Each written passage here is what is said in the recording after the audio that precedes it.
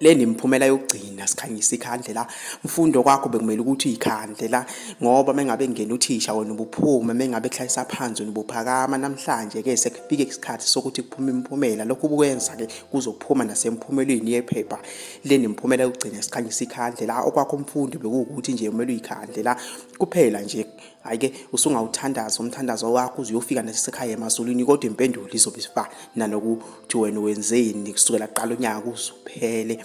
Le nimphumela yokugcina sikhanyisa ikhandlela. Mfundi okwakho ukuthi ubumele uyikhandlela.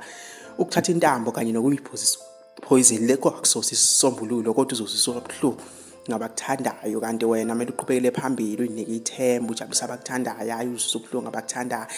Ngonyaka ozayo ithemba lisekhona, unganaki ukuthi bathini ngawe mfundi. Amaphutha akho ufunda kuwo leli thuba-ke lokugcina besikhanyisa ikhandlela. Sekumele-ke uyikhandle nangonyaka ozayo la imbongi yaseNdlwathi.